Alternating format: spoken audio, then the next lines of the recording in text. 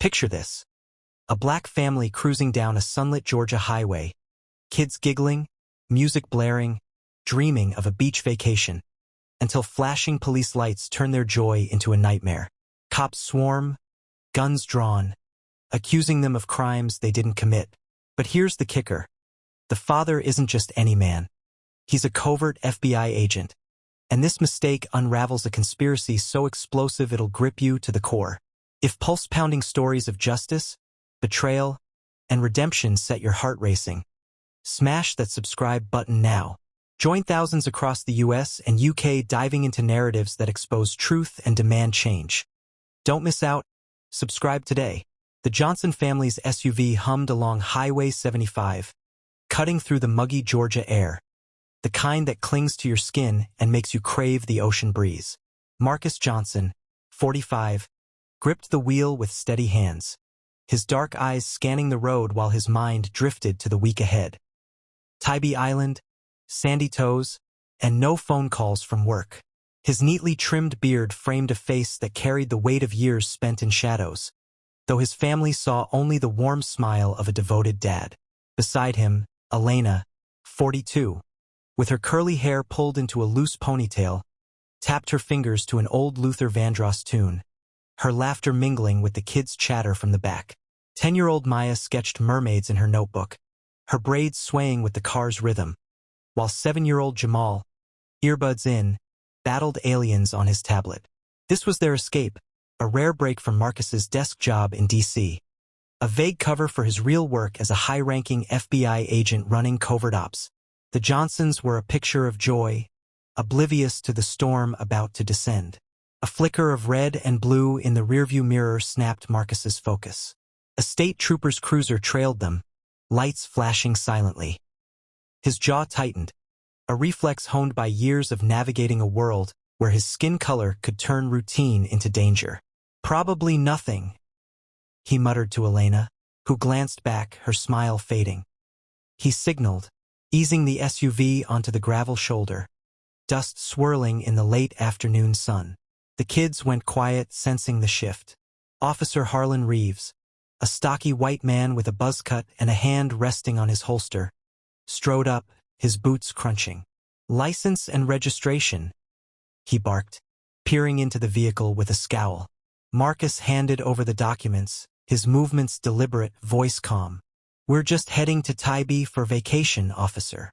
Reeves's eyes narrowed, scanning the family like they were suspects in a lineup. "DC, huh? What's your business down here?" Elena forced a polite tone, explaining their plans, but Reeves cut her off. "Step out of the vehicle. All of you." Before Marcus could protest, 2 more cruisers screeched up, boxing them in. 4 officers, all white, spilled out, hands on weapons, faces hard. "Out! Now!" one shouted. Maya clutched her sketchbook, tears welling, while Jamal whimpered, "Daddy!" Elena's voice trembled. "We haven't done anything." But the officers ignored her, barking orders. Marcus, calculating every move, whispered, "Stay calm, Elena. Protect the kids." His FBI training screamed to de-escalate, but revealing his identity could blow his cover on a case he'd spent years building. A probe into a cartel-linked corruption ring stretching from Georgia to D.C. cuffs snapped onto his wrists as officers shoved him against the SUV. Elena and the kids were herded to the side, Maya sobbing, Jamal frozen. Reeves and his partner, Officer Tate, tore through the SUV, tossing beach bags and snacks onto the asphalt. "Got something," Tate yelled, holding up a small plastic bag of white powder from under the spare tire. Marcus's stomach dropped, a plant obvious to his trained eye. "That's not ours," he said evenly, but Reeves smirked. "Tell it to the judge. You're under arrest for possession with intent to distribute." Elena gasped. "This is insane. We're a family." The officers ignored her, shoving Marcus into a cruiser while another drove the family to Elmwood's precinct, a squat brick building reeking of corruption, as thick as the humidity. Inside, the family was split. Marcus landed in a grimy interrogation room, fluorescent lights buzzing overhead. Elena and the kids were stuffed into a holding cell, its walls scrawled with graffiti. Maya clung to her mother, whispering, "Will Daddy be okay?" Elena, fighting panic, stroked her hair. "He'll fix this, baby." But doubt gnawed at her. She knew Marcus's real job, Special Agent Marcus Johnson, head of a covert FBI unit, but he'd promised it wouldn't touch their family. Now here they were, caged like criminals. Across town, Detective Lyle Harlan, Reeves's older brother and the precinct's lead investigator, leaned over Marcus, sneering. "Who are you working for? Talk or your family pays." Marcus stayed silent, requesting a lawyer, knowing the Harlans were neck-deep in a cartel paying them to protect drug routes. Elmwood wasn't just a sleepy town. It was a hub, and Marcus's vacation route had been flagged by someone who knew too much. His cover was at risk, but exposing it now could unravel years of work. He needed to play this smart. The hours dragged. Outside, word of the drug bust leaked. A local reporter, tipped off by a dirty cop, tweeted about a DC family caught smuggling. Igniting social media. #JusticeForJohnson's trended as activists and influencers amplified the story, drawing crowds to the precinct. Elena, in the holding cell, caught snippets from a guard's radio, protesters chanting their names.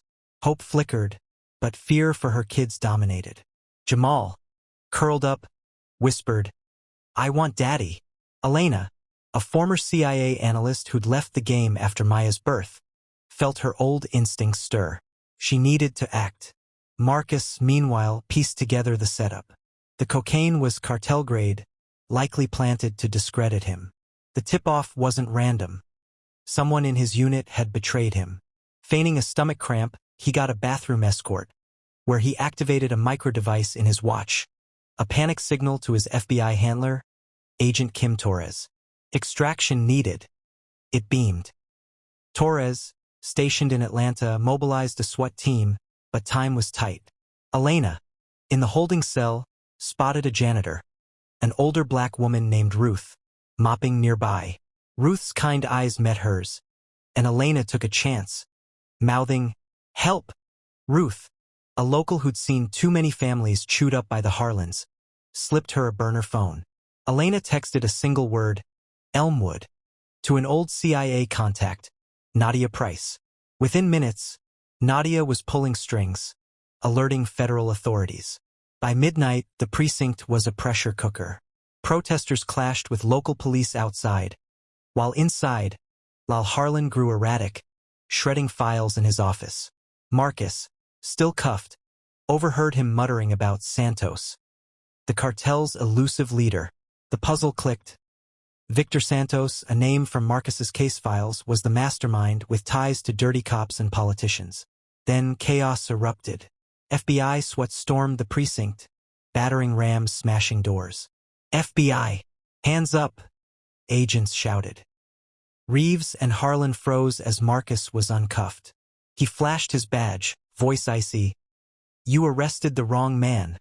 The brothers' faces drained of color. Elena and the kids were freed, rushing to Marcus, tears streaming. But the victory was short-lived. Torres pulled Marcus aside. "There's a leak in our unit. This wasn't random." Agent Carla Reyes, Marcus's partner of 5 years, was the mole. She'd been feeding intel to Santos, believing Marcus was closing in on her. The vacation tip-off was her attempt to eliminate him. Marcus, reeling from the betrayal, launched a sting to trap her. Using encrypted channels, he fed Reyes false intel about a new witness in Savannah. She took the bait, leading the FBI to a cartel safehouse. But the web grew darker. Reyes wasn't just greedy. She was blackmailed. Santos had dirt on her, photos of her sister in danger. Marcus, torn between duty and empathy, confronted her in a tense warehouse standoff. "Why, Carla?" he demanded, gun steady. Tears streaked her face. "They had my family." A shootout erupted as cartel enforcers ambushed them, but Marcus's team prevailed, arresting Reyes. The investigation exploded. Santos's network linked to a U.S. senator, a tech CEO, and a bioweapons lab. Maya's sketches from the arrest, detailed portraits of the officers, helped identify more accomplices. Jamal, tinkering with Marcus's old laptop, accidentally hacked a police server, uncovering logs proving the stop was planned. Elena, back in her CIA mindset, decrypted cartel files, revealing Santos's plan to flood DC with laced drugs. The family faced new threats. Santos sent hitmen, leading to a heart-pounding chase through Atlanta's streets. Marcus weaving the SUV through traffic as bullets flew.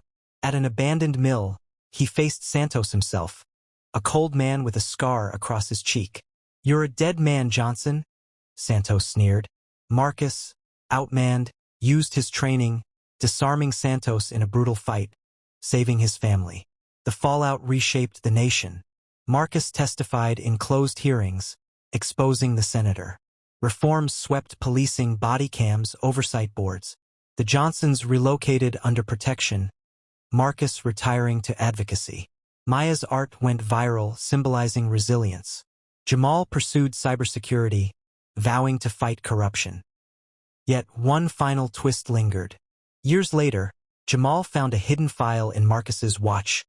A name, Project Eclipse, tied to a global shadow network. The fight wasn't over.